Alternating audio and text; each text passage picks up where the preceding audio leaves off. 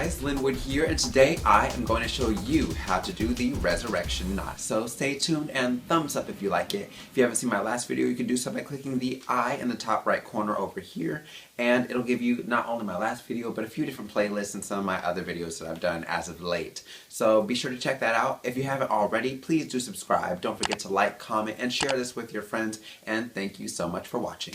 In the meantime, I'm going to go ahead and move a bit closer so you can have a better look. Alright, so this is the resurrection knot. I went ahead and decided to name it this because I feel like it looks like the Trinity knot, very much so, but then it looks like the Trinity knot, and then some, and then some. And, you know, it just made me think death, burial, resurrection. It made me think of my Lord and Savior, and I felt like it would be a perfect knot for Resurrection Sunday, also known in the secular world as Easter, and I just really felt like it would be appropriate for that day. So that's where the name Resurrection Knot came from. It's something of a hungry knot, so I will say make sure that you are keeping that in mind. If you're a taller gentleman, you'll probably need a vest or a longer tie, and yeah, it's a little bit difficult, just a little bit.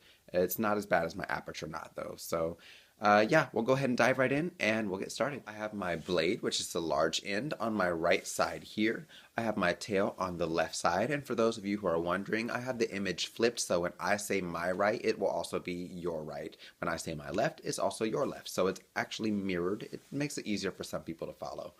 Okay, so we're going to start out just by taking our tie, and we're going to section off on our side here and create our power crease. We do so just by placing your finger in the middle and squeezing from the outsides. It creates your crease there. I have the blade positioned just beneath my belly button, and from there I'm going to go ahead and pull into the center.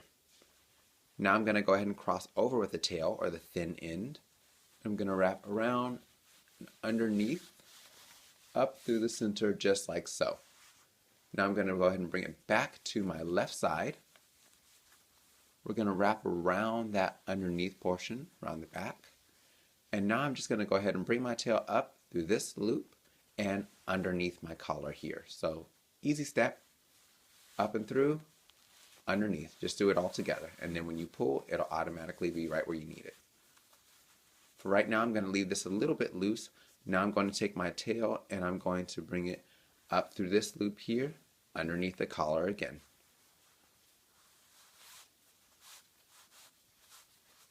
So you can see here, we have a what looks like a standard Trinity knot with significantly less steps.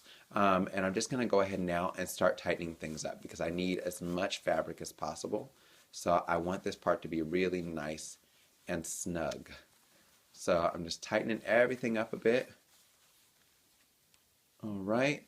I'm sorry, y'all. I told you up and over earlier. It's actually going to be under, just like so. Okay, so with the remainder of my tail here, I'm going to go ahead and fold it in half. And typically I would tell you guys to make sure the smooth side faces out. I'm not going to do that. I'm actually going to tell you guys to make sure your ends are facing outward. So from here, we're going to go ahead and fold that baby in half. I'm going to insert right into this loop here. So we're just bringing it right on down through there, pull it directly through. And while I'm doing that, I'm going to go ahead and ensure that it stays folded here, so it's not as much work in post-production. Alright, now from here, I'm going to go ahead and wrap around the back, making sure to still keep it folded in half. I'm going to do the same thing here. I'm taking it underneath both of those there, so it's going to come completely under. We'll go ahead and wrap it around here, just like so.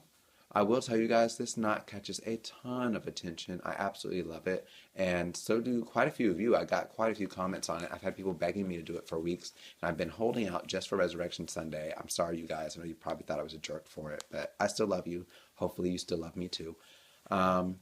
If you hate me for it, it's fine. You can tell me in the comments below. I don't mind. Okay, so now that we've got that, I'm going to just go ahead and pull a little bit more snug because, like I said, I need as much fabric as I can to work with, and you can see I don't have much left.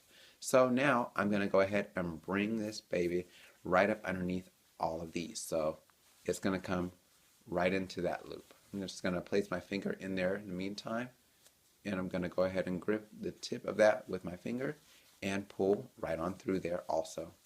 Now I'm not going to worry about that just yet because I want to fan these out a bit just to kind of exaggerate the feel. And the one thing I will say is because this is tied so snugly, it stays exceptionally well all day long. I don't have to worry about it trying to come loose on me or losing its shape, anything like that. So let me just make sure everything is centered. And then we're just going to tuck that underneath. Now you can also bring it up and over. It just depends on how much space you have to work with. So from there, I'm going to go ahead and pull my collar down, making sure everything looks right. And I feel like I need a little bit more adjusting right there.